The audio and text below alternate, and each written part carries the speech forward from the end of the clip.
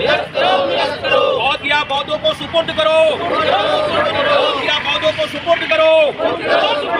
जय भीम, जय भीम, नमो बुद्धाय, नमो बुद्धाय। BT act निरस्त करो, बीटी एक्ट निरस्त करो। बौद्ध या बौद्धों को सपोर्ट करो, बौद्ध या बौद्धों को सपोर्ट करो। बौद्ध क्या लेकर रहेंगे, बौद्ध क्या लेकर रहेंगे। जय भीम, जय भीम, नमो बुद्धाय। साथियों नमस्कार। 23 दिन हो चुके हैं बोध गया महाबोधि महाविहार की जो मुक्ति है उसके आंदोलन को लेकर, और मेरे पीछे आप देख रहे हैं तमाम वो बुद्धिस्ट लोग जो समता समानता बंधुत्व में विश्वास रखते हैं, वो यहाँ पर बैठे हैं अपनी मांग को लेकर। और ये मांग इतनी प्रबल हो चुकी है कि आज पूरे विश्व में इसकी दमक को सुनाई दिया जा रहा है। देश ही नहीं, देश के बाहर भी हर जगह से इसके आंदोलन की जो तस्वीरें हैं वो आ रही हैं। मैं हूँ इस समय बोध गया में अपने सहयोगी धीरेन्द्र के साथ।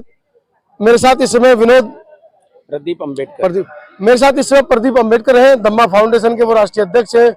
वो भी समर्थन देने इस आंदोलन को आए, उनसे जानते हैं इस पूरे आंदोलन को वो किस तरह देखते हैं। सर स्वागत आपका। धन्यवाद आपके चैनल को। कैसे देखते हैं पूरे आंदोलन को?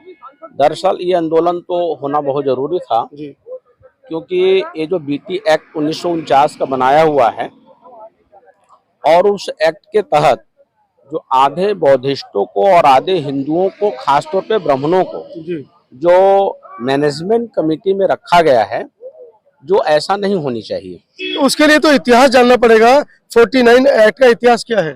देखिए 49 एक्ट का जो बीटी एक्ट जो है बुद्धिस्ट टेम्पल का जो इतिहास है कि यहाँ की एक मैनेजमेंट कमेटी बनाई गई BTMS करके, और उसमें ये रखा गया कि 4 उसमें हिंदू रहेंगे, 4 बौद्धिस्ट रहेंगे और यहाँ का जो डीएम होगा जो उसका अध्यक्ष होगा। इस तरह 9 लोगों की कमेटी बिहार सरकार के द्वारा बनाई गई। बहुत से लोगों को भ्रांति है इस बारे में। मैं बता दूं, जिस समय ये बुद्ध गया जो टेम्पल है, मैन टेम्पल मिट्टी के नीचे दबा हुआ था, सिर्फ 2 मंजिली ऊपर था, तो यहाँ पर एक महंत रहा करते थे जो इसको मंदिर की तरह पूजते थे और लोगों से पुजवाते थे। और जब यहाँ पर विदेशी लोग आए और जिन्होंने ह्वेन सांग की किताब पढ़ी, उन्होंने कहा कि यहाँ पर बुद्धिस्ट जो है टेम्पल है, उन्होंने इसकी खुदाई की, तो जो महंत इसको देख रहे थे उन्होंने कहा कि मैं सदियों से इसको देख रहा हूँ, मेरा परिवार इसको देख रहा है, तो अब आप इसको खुदाई कर रहे हैं, इसमें इतना बड़ा टेम्पल निकला है, तो मेरा और मेरे परिवार का जो योगदान है इसको संग्रहित करने में उसका क्या। तब जाकर ये 49 एक्ट बना कि जो महंत देख रहे थे उनके भी परिवार का उसमें हिस्सा होना चाहिए। सर और उसके प्रांगण में एक सेवमठ बना कर रखा हुआ जिसमें महंत का रखा, मतलब उसका खानदानी, उसका जो सारा मामला रहेगा महंत का। अगर वो महंत मर भी जाता है तो उसका बेटा है उसका महंत रहेगा। उन्होंने उसको पांडवों का घर बना दिया, परमानेंट ड्यूटी बना दी। हाँ। और दूसरा जो बौद्ध के मंदिर है, बुद्ध की मूर्तियां है, उन सारे मूर्तियों को एक जगह संग्रह करके उसको पांडवों का रूप उसने दे दिया। अगर क्लियर देखा जाए तो सारे बुद्ध के मंदिर, बिल्कुल बुद्ध की मूर्तियां सारी।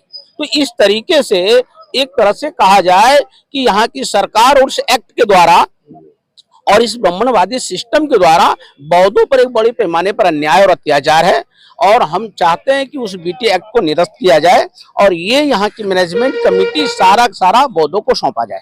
अम्बेडकर साहब, आपको नहीं लगता कि ये सब बातें बेईमानी है?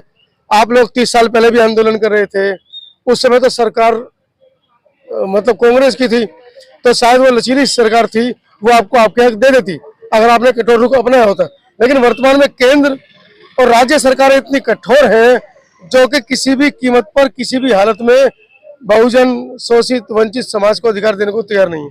बिल्कुल, आपका कहना बिल्कुल सही है, लेकिन जैसे जैसे समाज की जागृति आगे बढ़ती जा रही है, आंदोलन की दिशा भी उसी हिसाब से बढ़ता जाएगा। ये सरकार किसी की भी हो, आज नहीं तो कल ये बौद्धों के हाथ में सुपुर्द होगा और एक बहुत बड़ा एक मुहिम बनने जा रहा है और इंटरनेशनल स्तर का, चूंकि ये भारत का केवल मामला नहीं है, ये मैसेज पूरे इंटरनेशनल स्तर पे और हर देशों से इस मूवमेंट को समर्थन मिलेगा, एक बड़ा आंदोलन बनेगा। आज जैसे मान लिया नीतीश की सरकार यहाँ है, अगर उसने इस पर कुछ कार्रवाई नहीं किया तो हम लोग खुद धम्मा फाउंडेशन के माध्यम से पूरे बिहार में इस अभियान को चलाने का काम करेंगे, समाज को जागृत काम करेंगे और सरकार को फेंकने का भी काम कर सकता है यहाँ की जनता। आपको तो ये आंदोलन करने से ये संभव है। आपको नहीं लगता कि सरकार बिल्कुल उदासीन है आपको लेकर, आपकी मांगों को लेकर? बिल्कुल उदासीन है, क्योंकि सरकार उस ब्राह्मणवादी सिस्टम का ही है, तो उदासीन तो ऑटोमेटिक रहेगा।